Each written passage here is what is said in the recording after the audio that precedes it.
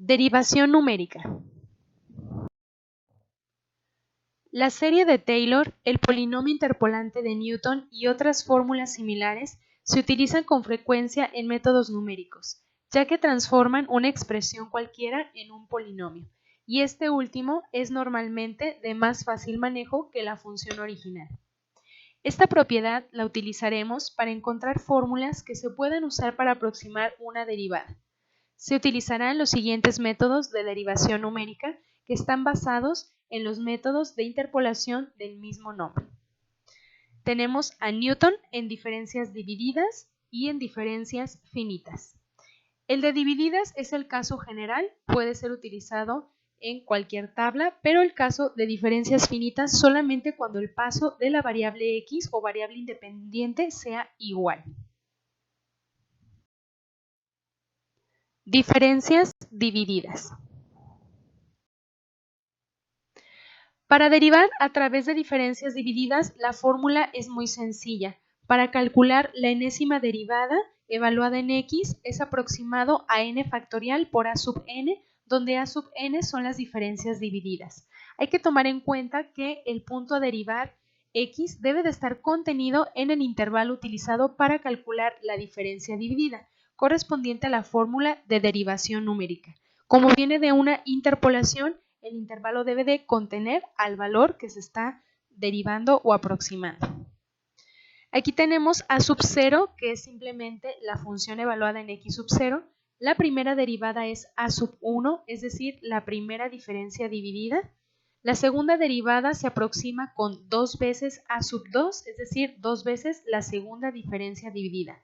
Para calcular la tercera derivada tenemos 3 factorial, que es 6, por a sub 3, que es la tercera diferencia dividida. Es muy importante que no se nos olvide el 2 o el 6 o el n factorial multiplicado por la diferencia dividida.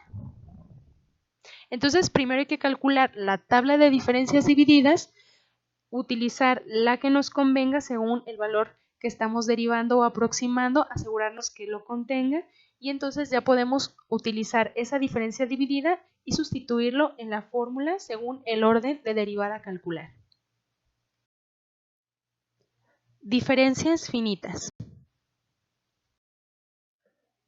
La derivación por diferencias finitas tiene varias versiones. Una de ellas es la de diferencias finitas hacia atrás.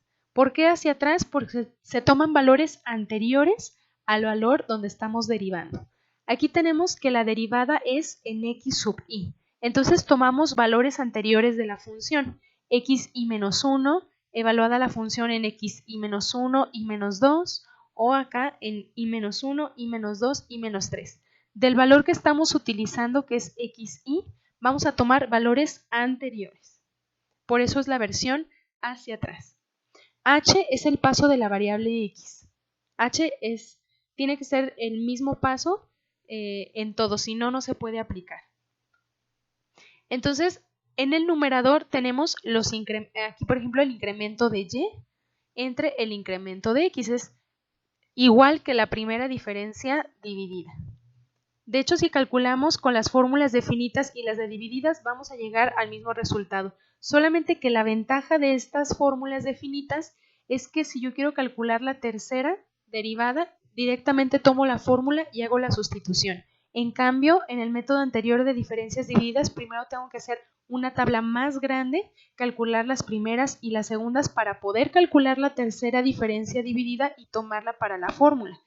Esta de finitas es más directa la fórmula para sustituirla.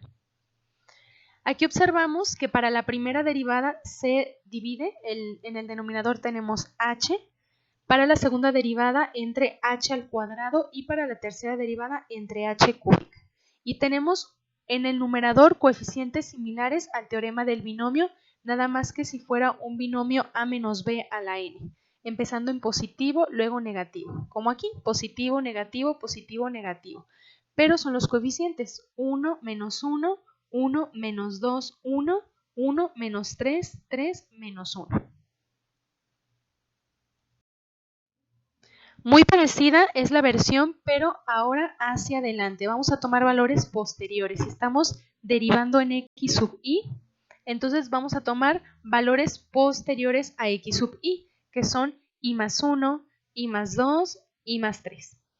Aquí utilizamos 2 puntos porque es la primera derivada que viene de un polinomio de orden 1 y utilizamos 2 puntos. Esta utiliza 3, ya que es de segundo orden el polinomio. Este utiliza 4 puntos, ya que viene de un polinomio de tercer orden. No olvidemos que estos vienen de métodos de interpolación. Igual está en el denominador dividido entre h, h cuadrada y h cúbica, y los coeficientes son los mismos que los anteriores. 1 menos 1, 1 menos 2, 1, 1 menos 3, 3 menos 1. La versión centrada es mejor porque hace el promedio. Aquí tenemos en la primera derivada centrada que nos va a dar menor error que si hiciéramos hacia adelante o hacia atrás. De hecho, el promedio de hacia adelante y hacia atrás nos daría la centrada. Aquí vamos a tomar del valor que estamos derivando, que es xi, un valor anterior, que es i menos 1, y un valor posterior, que es la función evaluada en i más 1, dividido entre 2h. Aquí cambia un poco a los anteriores.